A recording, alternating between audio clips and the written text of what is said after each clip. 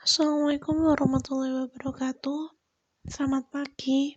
Silakan disiapkan buku pelajaran IPA-nya, serta disiapkan alat tulis yang akan digunakan untuk mencatat. Pada minggu ke-19 ini, kita akan belajar tentang penerapan listrik statis dalam kehidupan sehari-hari. Seperti biasanya, kita akan membahas soal yang sudah kalian kerjakan pada minggu kemarin. Ada dua soal ya. Yang pertama, dua buah muatan jenis masing-masing Q pada jarak R memiliki gaya kolom F. Berapakah besar gaya kolom jika kedua muatannya diubah menjadi 2Q? Jadi ini ada dua kasus ya. Pada kasus A, itu kan dua muatan ya. Jadi di Q1A dan Q2A, itu muatannya adalah Q dan Q. Kemudian gaya kolomnya adalah F, dan jarak antara dua gayanya itu adalah R.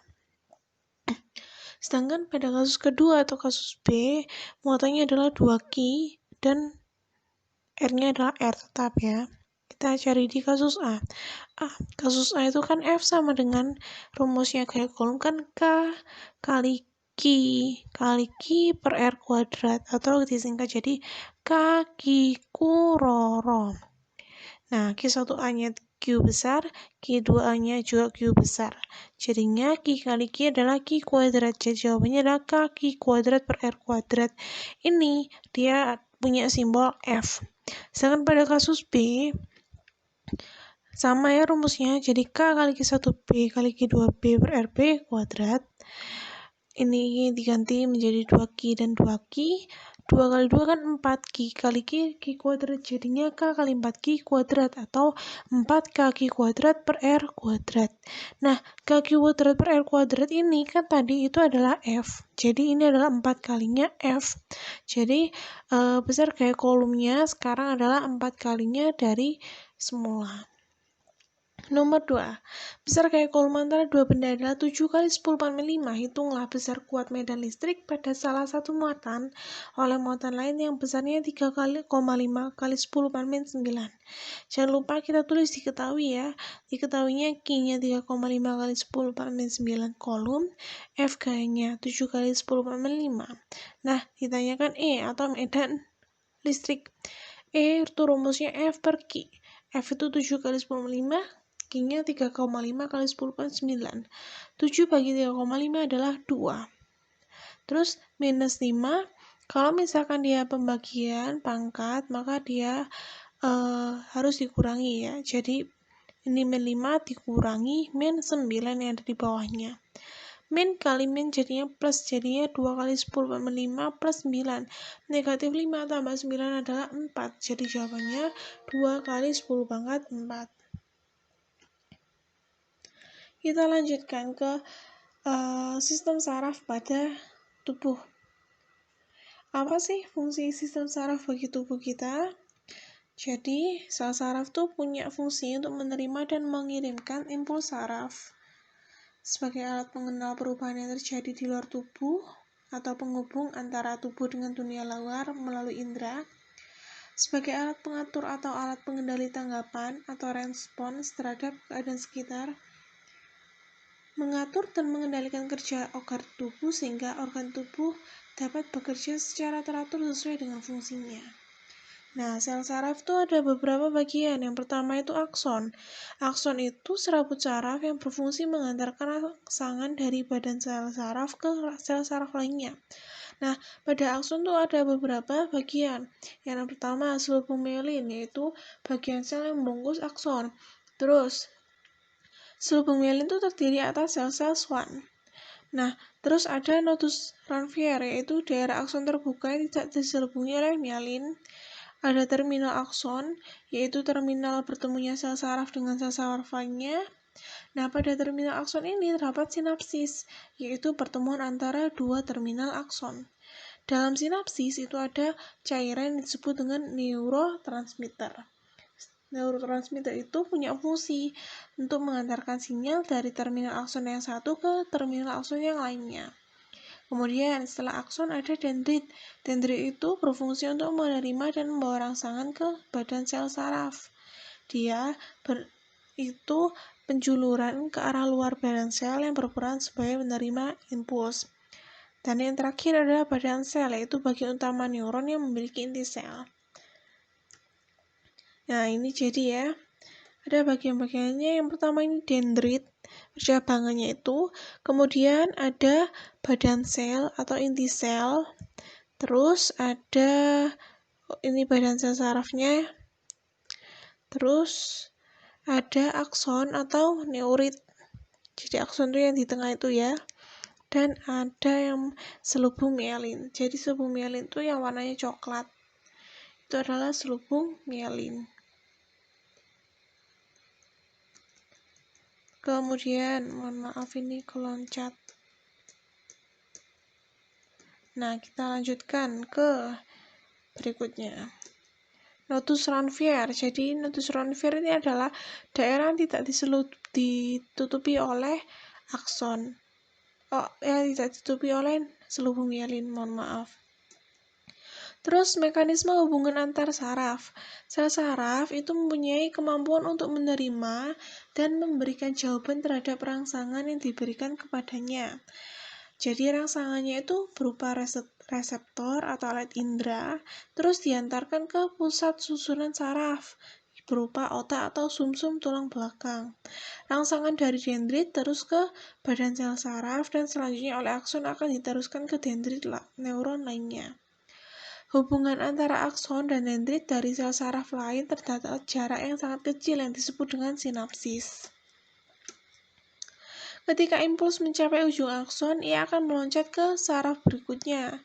Perpindahan ini dilakukan oleh neurotransmitter, yaitu bahan yang cairan yang tadi ya, yang dia bersifat memacu ujung dendrit yang berhubungan dengan neuron lainnya.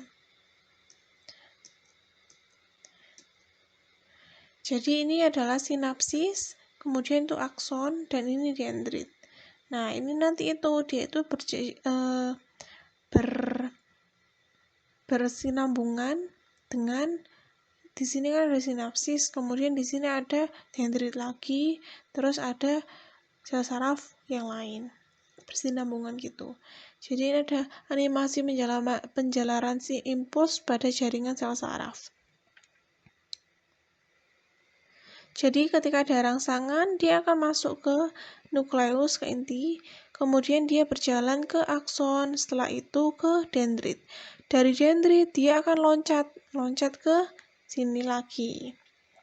Kemudian masuk lagi, masuk ke akson, kemudian begitu terus ke sel saraf yang lainnya. Nah, kemudian hewan-hewan penghasil listrik. Yang pertama itu belut listrik. Jadi belut listrik itu hampir 7/8 bagian tubuhnya itu berupa ekor.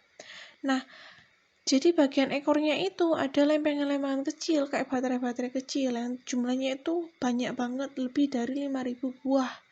Nah, dia itu punya fungsi sebagai navigasi. Jadi untuk navigasinya si belut dia menggunakan listrik yang kecil. Tapi kalau misalkan dia dalam keadaan yang terjepit, dia itu mampu mengeluarkan listrik. Arus listriknya sekitar 1 ampere yang ditimbulkan sehingga dapat membunuh mangsanya. Terus ada echidna. Jadi echidna ini moncongnya itu punya sinyal-sinyal listrik yang membantu mereka untuk menemukan serangga untuk dimakan. Terus ada catfish elektrik. Dia itu mampu menghasilkan listrik sampai 350 volt. Jadi itu adalah jumlah listrik yang dapat menghitungkan komputer selama 45 menit. Jadi kenapa kok dia catfish elektrik ini punya organ listrik yang membentuk lapisan agar-agar di bawah kulitnya. Terus ada hiu kepala martil. Jadi hiu ini itu menghasilkan tegangan listrik sampai 220 volt. Jadi itu adalah tegangan di rumah kalian dihasilkan oleh hiu kepala martil. Dia mempunyai sensitivitas listrik terbesar yang dapat mendeteksi sinyal dari 0,5 miliar volt hewan lainnya dan memudahkannya untuk mencari mangsa. Kemudian ada ikan pari elektrik. Dia mampu mengendalikan tegangan listrik yang ada pada tubuhnya. Kedua sisi kepala ikan pari ini mampu menghasilkan listrik sehingga 220 volt, jadi yang setara dengan tegangan listrik di rumah kalian tadi. Nah, penerapan pada listrik statis dalam kehidupan sehari-hari. Yang pertama, pengendap elektrostatis. Jadi ini digunakan untuk mengurangi polusi udara dengan cara menggunakan saringan kawat yang diberi muatan negatif dan lempeng-lempeng logam yang diberi muatan positif. Jadi, kalau misalkan ada udara yang kotor, dia disaring oleh muatan negatif. Setelah itu, muatan negatif kan selalu ke positif ya. Jadi, kotoran tadi akan langsung ke muatan positif. Terus ada mesin fotokopi. Jadi, ada pola muatan positif pada baut muatan mesin fotokopi yang mencitrakan bidang hitam yang akan digandakan menarik partikel bermuatan negatif dari bubuk hitam halus yang disebut dengan toner. Toner menjadi muatan negatif karena berhubungan dengan bulir-butir gelas kecil di kaki bagi pengembang. Pola toner dipindahkan di atas cari kertas kosong dan dipanggang di atasnya. Terus, yang ketiga adalah cat semprot. Cat semprot itu disemprotkan, diberi muatan listrik yang berlawanan dengan benda yang dicat, sehingga butir-butir cat disemprotkan akan tertarik pada benda yang dicat. Butiran cat dari aerosol menjadi bermuatan ketika bergesekan dengan mulut pipa semprot dan udara. Jadi, kalau menggunakan cat semprot ini bisa hemat cat dan juga tidak mengotori bagian yang tidak diinginkan. Oke, sudah selesai ya. Minggu depan kalian sepertinya sudah PAS. Kalian pelajari dari soal-soal latihan yang akan saya berikan. Saya akhiri. Wassalamualaikum warahmatullahi wabarakatuh.